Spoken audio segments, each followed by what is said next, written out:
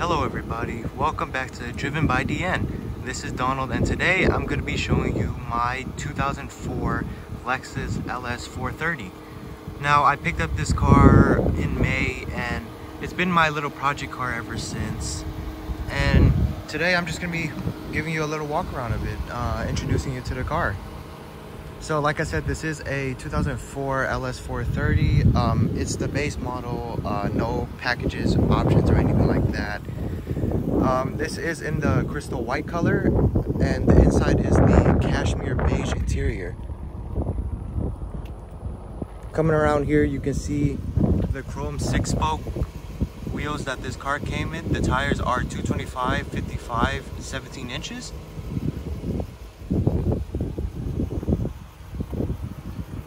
Alright, let's start at the front. The front, you can see this beautiful front face of the LS430. This is the facelift version. The facelift ran from 2004 to 2006. The pre-facelift was 2001 to 2003. So the facelift came with basically new headlights, new tail lights, and a revised front end, and I guess you can say rear end with the tail lights. So starting here with the headlights, you can see these beautiful high intensity discharge headlights. They aren't LED or anything. This was back in an era where LED wasn't really a thing for headlights yet, but as you can see, it is a very large headlight, and this part right here actually moves with you when you turn at night. So it's called the AFS system, and it basically adapts to your curves in the road and stuff like that. Down here you can see the fog lights. This car does come with parking sensors standard, even on the base model. Moving around to the side, you can see this is a very large sedan. It is 197 inches long.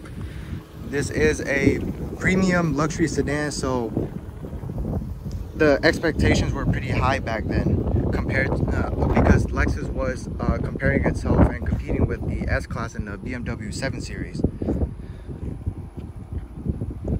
As you can see, when we come back here, beautiful rear end. Now here we have LED taillights, which were pretty ahead of its time. This actually came out with the facelift version of the LS, so that was pretty cool.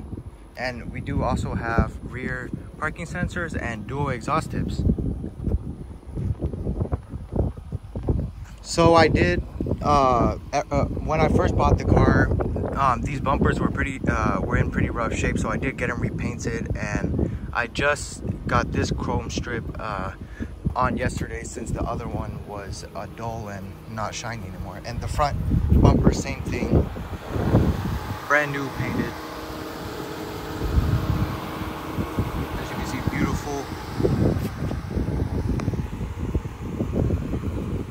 All right, let's hop on inside.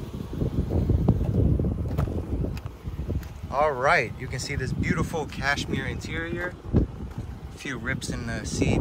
This car is an older car, so something to expect. As we look over here, as you can see, it does have 154,000 miles, which isn't bad for a car that's 20 years old. Now, looking around, the interior is in relatively nice shape, with the exception of the steering wheel and the seat back here, and a little bit bubbling on the dash, but nothing crazy. It's not sticky or anything, and it's very minimal, and it's only concentrated around this area. So I'm assuming this car wasn't garage kept by the previous owner, but this is a one owner car. I got it from an old lady. She owned it since it was brand new, so pretty good car. As you can see, pretty nice interior, good condition. Show you those back seats.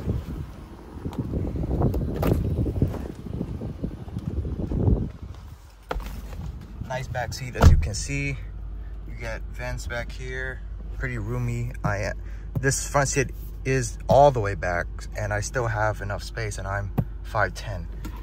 Heated seats back here, 2 cup holders, pass through for the trunk, you know, the usual. Cigarette lighter down there. ashtrays here. Like I said, this was an executive sedan, so there was a lot of effort put in the back seat, despite this just being the base model. The fully loaded ones, the ultra luxury ones, have control panels here. You can actually move the seat back and forth, and in this area it will be a refrigerator instead of a pass-through. Now I found this pretty cool as well. You get mirrors, so you can look at yourself while your chauffeur is driving you around. Get a leather wrapped handle right here. Nice coat hook, map lights. And yeah, that's about it for the back seat. Let's get back in the driver's seat and I'll show you more features. All right, now that we're back in the front seat, I'll just show you around this car a little more. This car does have power seats, power tilt and telescoping steering wheel, power folding mirrors, power everything basically, memory seats, one touch up and down for all 4 windows, power locks, the usual, dual zone climate control, automatic. It actually even oscillates if you press that button. Now it doesn't want to do it, but what I've heard is this oscillation system actually uses sensors to like decide where to look. You can see it's moving now. As you can see right there, it's moving around right now. It takes a little time for it to, I guess, figure out which air, where the air is needed the most. As you can see now, it's swiveling around.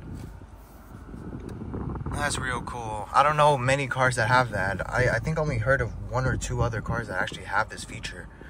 But moving on, you have a Lexus radio system. This is, like I said, the base model, so it doesn't have the navigation or the Mark Levinson system.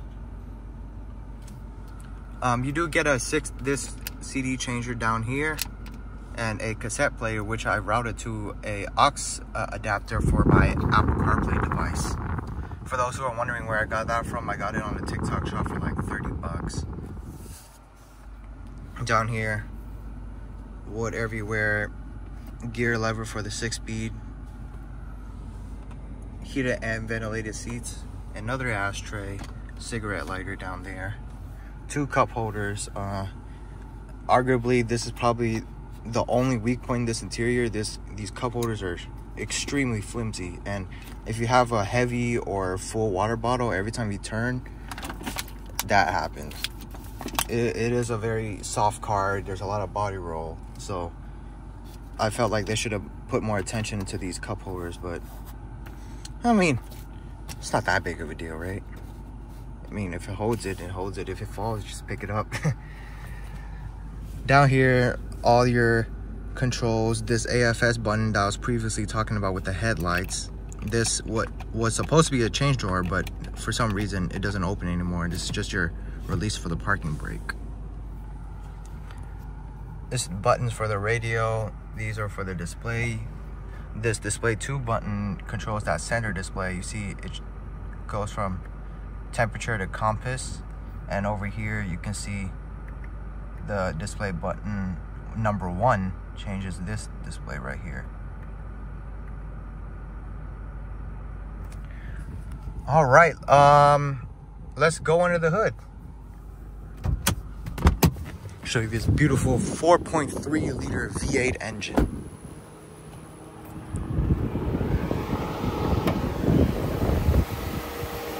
There it is, everybody, the 3UZFE 4.3 liter, just like the name suggests, the LS430. This engine is very, very smooth, silky smooth.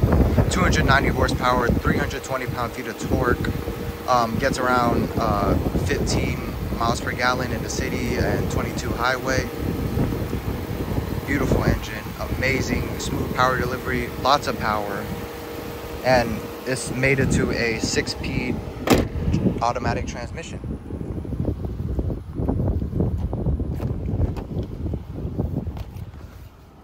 All right, now as we get back here, let's put our seatbelt on. I'm gonna take it for a little spin as I talk to you more about the car and why I decided to get it and everything.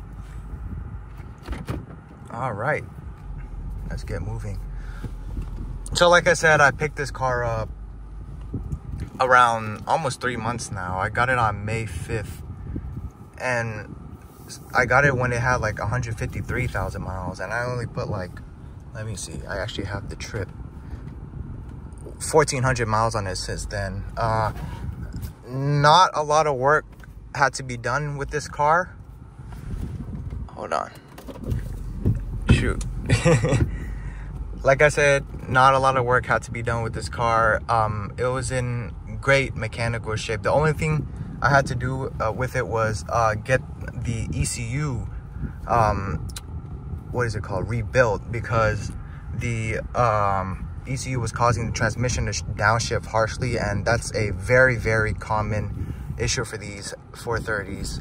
Almost every facelift model has already experienced this or will experience that issue, but it's a easy fix. It only cost me $100 and a week of my time, and now we're up and running. No check engine light, no anything. Engine is perfect, no squeaks, no rattles.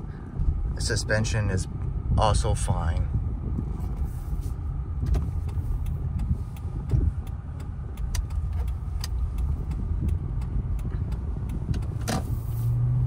As you can see, accelerates extremely smoothly. Almost feels like an electric vehicle.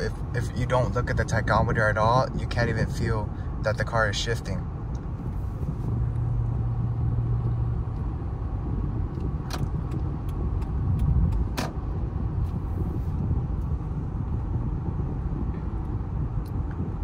Very minimal wind noise, road noise, anything like that. I'm surprised this car doesn't make a lot of road noise, since the tires on here, I don't even know what kind of brand they are. They're not the popular kinds. They're not Michelin's or anything. I looked up the name and they were like $100 a piece at Walmart. So these are definitely just lower end tires, but they do the job fine. I mean, you can't even hear them. Like, that's how good this car is. But yeah, back to why I decided to buy this car. So my first car was actually a 2004 LS430, just like this one, but it was just in a slightly different shade of white. It was moonlight pearl as opposed to this crystal white. And that one my dad owned since it was brand new, but we traded it in due to it having the ECU issue. And at the time, I honestly had no idea you could send them off to get rebuilt, so I just traded it in and got a Toyota Camry instead, which I made a video on if you want to go back and look at that. But if you've been following me lately, I also traded that car in for a new Camry. So now I have this one and the new Camry. So yeah, my first car was actually a 2004 LS430. It had 220,000 miles by the time I traded in. It was a ML Modern Luxury version, so it had the screen, the Mark Levinson. It was a little more option than this one is, but it drives the same. This really reminds me of my old car. The interior color is the same. So I decided to pick this one up when I saw it for a steal of a deal on Facebook Marketplace, right? And I just wanted to make it into a project car, restore it back to almost new condition. All right, let me throw it in power and show y'all what this thing can do. Sitting at 20 right now. I'm not even gonna shift it or anything. I'm just gonna put the foot down.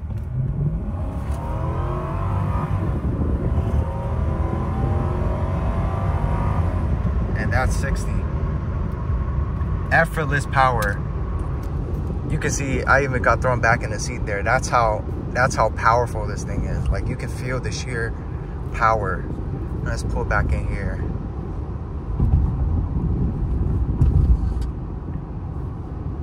But yeah, that should give you a pretty good taste of how powerful this car is.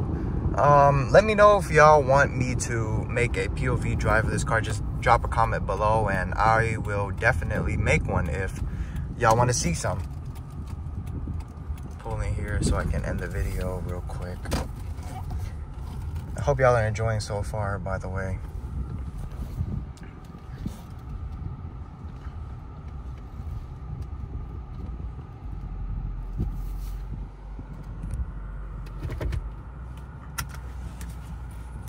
Oh, one cool thing I forgot to mention while I'm unbuckling my seatbelt. This is powered. You don't see that every day, do you? Most cars, actually every car I've been in, nice or not, even the newer luxury cars, I've never seen a power operated seatbelt adjustment. So yeah, that's pretty cool. It also has that power sunshade in the back. Push of a button, it goes down.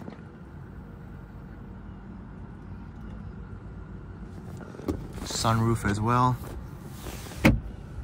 Oh, it also has home link for 3 garage doors. Sunglass holder. Pretty standard visor. And yeah, that's about it, guys.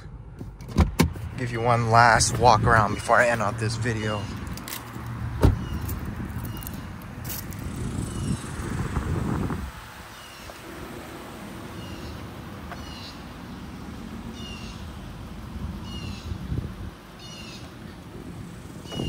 As you can see, this car has a very clean body. Not a lot of dents, if any at all. No scrapes now that I've repaired the bumpers. Outside's coming together pretty well. Some future plans I plan to do is at least get a steering wheel cover, if not a new steering wheel, and I'll definitely be replacing this driver's seat with a new one since it's pretty beat up. And that's basically the only things this car needs cosmetic wise, and nothing is needed mechanically. So after that, as far as the project goes, there you go. Just pop that back in. I don't know why it's popping out. But yeah, after that, as far as the project goes, probably just put it on some coilovers to make the ride height a little more nice. And probably tint the windows a little darker because I really like window tint. And that's about it, guys. And got to keep this car forever. But yeah, I'm gonna go ahead and end it here, guys. I hope you guys enjoyed this video. If you want to see anything about this car or my other car, just let me know. Comment down below, and I'll try my best to get all that content pushed out for y'all. And as always, I hope y'all enjoy. Please like and subscribe. Thank you for watching.